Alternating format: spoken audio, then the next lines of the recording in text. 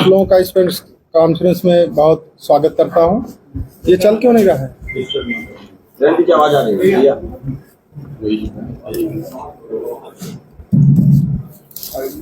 पहले मैं थोड़ा सा आप लोगों को ब्रीफ कर दूं। देखिए, आप सभी लोग अवगत हैं कि कल दिनांक 3 अक्टूबर 2024 को एक दुखद घटनाक्रम में थाना सिरतनगंज के औरवा भवानी क्षेत्र में एक ही परिवार के 4 लोगों की गोली मार करके हत्या कर दी गई थी। और तत्काल जो है घटना पर सभी उच्चाधिकारियों द्वारा निरीक्षण किया गया। टीएल यूनिट को बुला करके वहां पर 7 संकलन की कार्रवाई की गई। ये बात प्रकाश में आई कि वहां पर किसी भी प्रकार की फोर्स एंट्री या लूटपाट या इस तरह की वारदात करने के इरादे से अभियुक्त द्वारा कार्रवाई ये घटना कारित नहीं की गई। तत्काल घटना के अनावरण के लिए 5 टीमें लगा दी गई। वो गंभीरता से घटना में जो अभियुक्त शामिल था उसकी गिरफ्तारी के लिए प्रयासरत थी। इस संबंध में जो मृतक है उसके पिता की तहरीर पर थाने पर सुसंगत धाराओं में एक अभियोग पंजीकृत किया गया था। आज 2:40 के करीब एसटीएफ की गौतम बुद्ध नगर इकाई द्वारा जेवर टोल प्लाजा के पास से जब अभियुक्त चंदन मौर्य दिल्ली भागने का प्रयास कर रहा था, वहां से उसको गिरफ्तार किया गया। गिरफ्तार करके उसको थाना सिरतनगंज में दाखिल किया गया। अभियुक्त से पूछताछ में जो प्रारंभिक तथ्य प्रकाश में आए हैं वो ये है कि अभियुक्त का जो मृतक है उसकी पत्नी से पिछले करीब 1.5 साल से जान पहचान थी, प्रेम प्रसंग था। वर्तमान समय में उसमें कुछ मनमुटाव आ गए थे। इसी मनमुटाव को लेकर वो तनाव में रहता था और उसी के चक्कर में उसके द्वारा कल ये विभत्स घटना कारित की गई, जिसमें 4 लोगों को गोली मार करके मौत के घाट उतार दिया गया। जो अभियुक्त द्वारा इस घटना में असलहा प्रयोग किया गया वो बरामद अभी हम लोग करेंगे अभियुक्त की निशानदेही पर। साथ ही साथ अभियुक्त द्वारा यह भी बताया गया कि घटना स्थल पर आने के लिए उसके द्वारा अपनी एक बुलेट मोटरसाइकिल जिसका नंबर UP 32 BU 54576 है उसको प्रयोग में लाया गया था। क्योंकि अभियुक्त अभी तुरंत गिरफ्तार किया गया है। आगे जो हमारी वैधानिक कार्रवाई शेष है उसमें घटना में प्रयुक्त तमंचा असलहा की बरामदगी और जो बुलेट मोटरसाइकिल है जिसका प्रयोग करके वो घटना स्थल तक आया था और घटना करने के बाद घटना स्थल से फरार हुआ था, वो कार्रवाई की जाएगी। शेष अब आप लोग जो सवाल पूछना चाहें वो पूछ सकते हैं। घटना इसने अकेले की थी? जी, आवाज आ रही है। ये काफी इम्पोर्टेंट सवाल आपने पूछा है। इसमें जो बुलेट्स हमें बरामद हुए थे, जो खोखे बरामद हुए थे, वो सारे एक ही पिस्टल से चलाए गए थे, ऐसा एविडेंस हमारे पास है। और इसके द्वारा भी ये कबूल किया गया कि घटना इसके द्वारा अकेले ही कारित की गई। क्या इसका साथ कुछ और लोग दिए थे यहाँ पे अमेठी में? जैसे जब ये वहाँ पहुंचा था, बुलेट खड़ी किया, उसके बाद लोगों को देखिए, अभी हम लोग ये सब विवेचना के क्रम में इस पे इन बिंदुओं पे विवेचना करेंगे। अगर इस तरह की कोई बात होगी तो आपको उससे अवगत कराया जाएगा। सर, कौन सी बंदूक थी, कितनी गोली चली थी?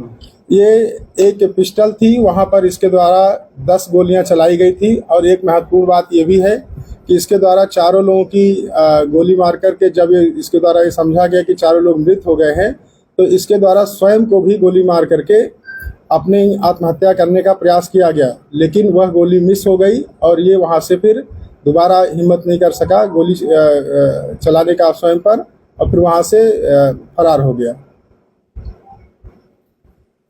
ये कहना है कि ये जो मेन रोड है उसका जो गलियारा है उसके अंदर से प्रवेश किया था और उसके बाद सीढ़ियों के रास्ते छत पर से चढ़ करके उधर से उतर करके वहां से फरार हुआ था।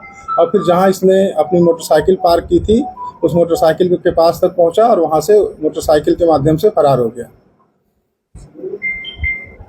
जो इसने अपने आप को सुसाइड अटेम्प्ट किया था वो जो मौके से एक जिंदा जी वो वही जिंदा कारतूस है जो कि फायर नहीं हो पाया और जो इसने स्वयं पे चलाने का प्रयास किया था। अभी कारतूस मिस हुआ था सर? सॉरी, कारतूस मिस हुआ? जी, कारतूस मिस हुआ था। सर इस तरह से जैसे बच्चे सही तो उसने 4 लोगों की मौत की, मतलब जिससे उसकी दुश्मनी थी उसको भी मारा, बच्चों को मारा, बच्चों से उसका सीधा कोई वो नहीं था। क्या क्या मामला था जो इस तरह से सीन ऑफ इंसिडेंट, अगर सीक्वेंस ऑफ इंसिडेंट बता सके। देखिए, इसका पूछताछ में इसके द्वारा ये बताया गया कि इतने गुस्से में था कि इसके सामने जो भी आता गया उसको जब तक इसकी सारी गोलियां समाप्त नहीं हो गई तब तक ये गोलियां चलाता रहा, और उसकी जद में जितने भी लोग आए वो उनको गोलियां लगी और फिर उनकी मृत्यु हो गई। तो ऐसी क्या बात थी कि इसने सबको मारने का फैसला लिया? आखिर पॉइंट ऑफ ट्रिगर क्या था? देखिए, अभी कुछ चीज़ें ऐसी हैं कि जिस पे हम लोग इससे और पूछताछ विस्तृत रूप से करेंगे, वो तब बातें निकल के आएंगी और इसका जवाब आपको तब दे दिया जाएगा। ये एक और बात है, ये बच्ची के हाथ से पैसे और चॉकलेट भी मिले थे।